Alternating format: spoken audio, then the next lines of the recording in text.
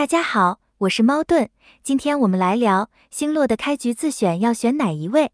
星落的角色有4種職業，肩甲就是坦克，是近程攻擊，只能放在前排。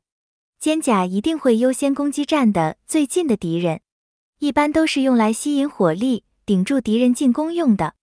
尤其注意，一定要優先吸引敵方翼刃的注意力，避免他們直接攻擊到我方的後排。翼刃是刺客，近程攻擊可以隨意放在前中後的任何位置。翼刃的特性是會往直線走，然後攻擊最先遇到的敵人。若前方沒有目標，就會跑去攻擊敵方的岩稜和獵影。若翼刃提前被敵人攻擊了，就會就地開戰攻擊當下的目標。翼刃通常都是用來突襲敵方後排的岩稜和獵影的，所以在站位上要避開敵人的前排，這樣才能直搗黃龍，直接攻擊敵方後排脆弱的主輸出岩稜和獵影。若是提前被人截胡了，則可以調整一下前中排的站位，靠時間差來躲避提前被人攻擊。岩稜是法師，遠程攻擊，一樣會攻擊最近的敵人。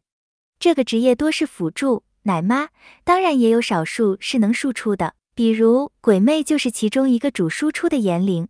岩稜只能站中後排，一般都是躲在肩甲身後治療或輸出。獵影是弓箭手，也是遠程攻擊，一樣會優先攻擊最近的敵人。獵影主要是用普攻來輸出，當中有很多都是輸出型的，但也有少數是有能力擔任輔助的。獵影只能站後排。由於陸服星落已經上線1年，所以早台服幾個月上線的日服和國際服都在卡池上做出了調整。台服大概率也會跟着日服和國際服的版本，而不會跟陸服的，所以我們就以國際服的版本自選為主來講解。陸服的版本開局其實是會比較順的，因為那邊送的白淵是個前期超強的角色，非常好開荒，而且自選還可以再選一隻來快速升星。台服開服應該也會有白淵的卡池，但就要你自己抽才會有了。白淵是翼刃，他之所以好開局，是因為他除了自身輸出能力強外，還有能支援隊伍的能力。白淵的隊長技會在總攻階段提升我方全隊的攻擊力和生命恢復效果，兼顧了輸出和生存。白淵的戰技在戰鬥開始就可以為距離最近的我方肩甲或翼刃成員提升防禦力，持續整場戰鬥。並且在我方成員死亡時，還可以半血復活一名除自身以外的隊友，幾乎是一個人就兼顧了輸出、防禦和治療的能力。白淵的總攻技是個單體輸出，但那不是重點，重點是總攻技為自身和一名隊友附加的聖光，會以自身為中心，持續的在小範圍輸出。而且這個能力後續還可以和大輸出伊涅利斯有聯動。陸服有很多強力的4星角色，前期只要抽了白淵，再等伊涅利斯登場，就可以很好的度過前中期了。白淵3星後，聖光還可以再多給一個隊員。策劃肯定是覺得這樣的開局太舒服了，所以就把白淵拔掉，換成了鬼魅送給你，然後再將它從4星升級為5星。你可別以為這是好事，雖然鬼魅是變強了，但這也增加了它獲取的難度。星落的卡池可是一點都不好抽的。鬼魅是岩稜，是個非常強力的輸出，尤其是在升級成為5星後，它的數值就更高了。不過鬼魅只能用来輸出，它的队長技只支援岩稜，會提升岩稜的攻擊力和暴擊率。戰技有概率觸發額外傷害，並為自己回血，比其他脆皮岩稜稍微有更強一點的生存能力。總攻技則可以對攻擊範圍內生命最低的2名敵方造成高傷害，有很強的收割能力，並且這個可攻擊2人的傷害倍率比白淵的單體攻擊倍率還要高。3星後更是可以直接攻擊3個目標。鬼魅也是一個必練的強力角色，只是它的功能性沒有白淵這麼全面，可以直接帶起整支隊伍。不過既然遊戲送了鬼魅給你，你就好好的用它来開局吧。開局30抽送的4選1，剛好就是4大職業：肩甲、翼刃、獵影和岩稜。只是陸服送的是輝夜、白淵、弗雷雅和舒芙蕾。台服大概率送的是輝夜、嚴狼、提米和舒芙蕾。大方向上是先抽譜池，看你4星出什麼，哪個功能的角色比較缺，最後才到自選裡面補。由於角色眾多，無法在一期內說完，所以上半段我們就先帶大家認識肩甲和異刃的角色，下半段再談烈影、炎靈和自選的總結。自選送的肩甲是輝夜，他是前期最強的坦克，戰績可每秒為自身回血，總攻擊會使自身停止攻擊，並進入免控防禦狀態，也就是會不停地為自己回血，非常能扛，通常都是全隊都死了，他還在。但輝夜其實是遊戲最大的陷阱，所以不建議選他。雖然他是真的很能扛，但除了扛就沒有其他功能了。就像前面說的，全隊都死了，只剩下他活着也是沒用。前期他確實能幫助你度過很多關卡，但後期就不是只光靠扛就能過關的，所以輝夜就變成完全沒用了。除非你只是想短期的體驗一下遊戲，否則不建議選擇輝夜。接下來推薦幾位可以用的4星肩甲。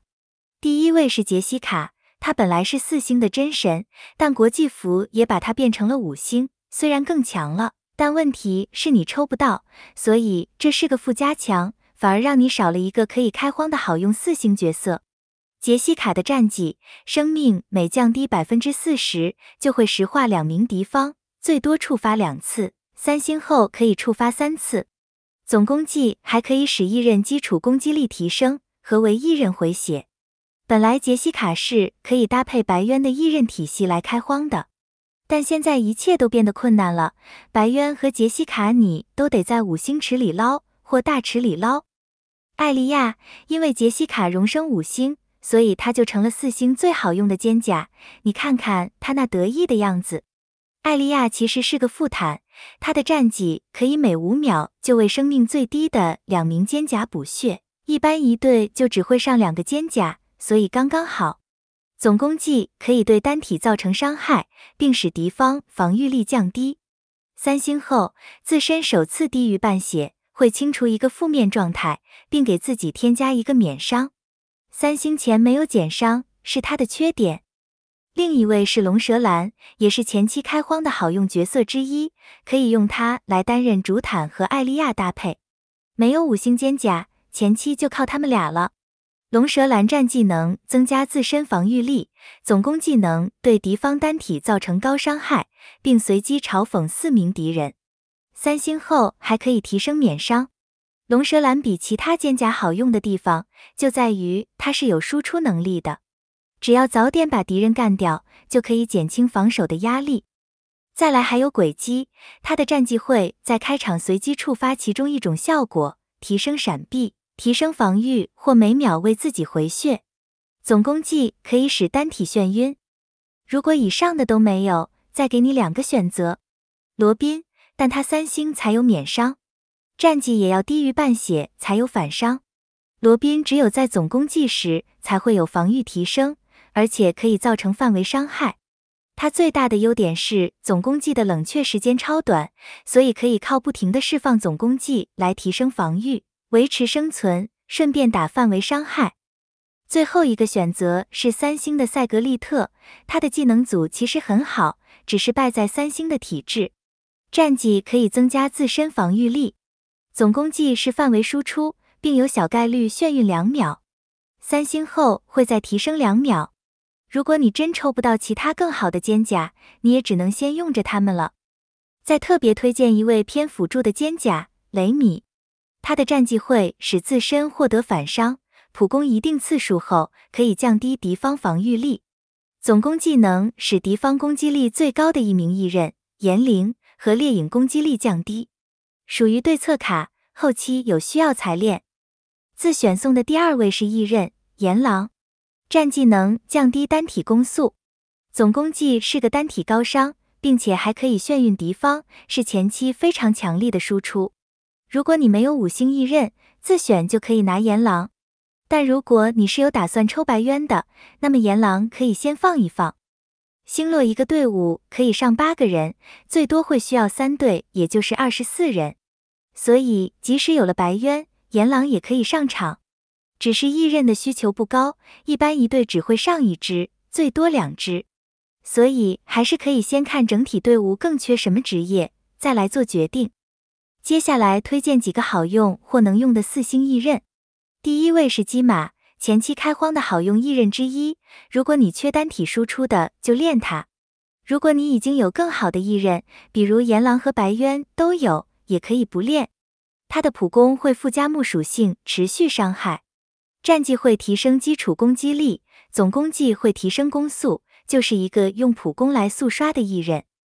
第二位是藍，它強在隊長技可以在總攻階段時，不分職業的提升全隊戰績傷害 30%， 適合用戰績來爆發的隊伍。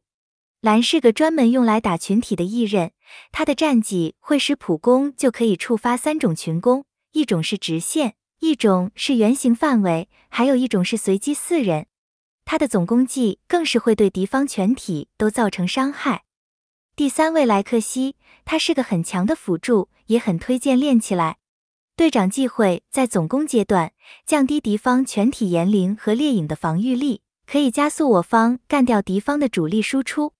他的主要能力在3星後會對隨機一個目標附加心神不寧，可以隨機觸發降低攻擊力或防禦力的效果。在打首領關卡的時候，可以靠重複進出來硬刷出降低防禦的效果，來增加通關概率，或用來刷分。第四位是赦罪人，他需要和水屬性持續傷害的體系搭配，比如自選中的提米和舒芙蕾都是同一個體系成員，如果你有舒芙蕾，就可以把它練起來。第五位是米哈爾，他是專門輔助炎靈的，總攻擊可以提升全體炎靈的攻擊。如果你是以炎靈為主輸出的隊伍，就可以練它。官方送的鬼魅就是炎靈，自選的舒芙蕾也是炎靈。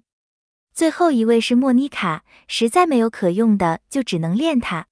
它普攻時可以降低敵方的攻擊力，提升自己的攻擊力，最多可以疊3層，敵方死亡後會重置層數。3星後滴血時會有一個只能發動1次的滿血復活效果。以上就是一些抽到就可以練的肩甲和一刃角色。今天的視頻就分享到這裡，感謝大家的收看，我們下期再見。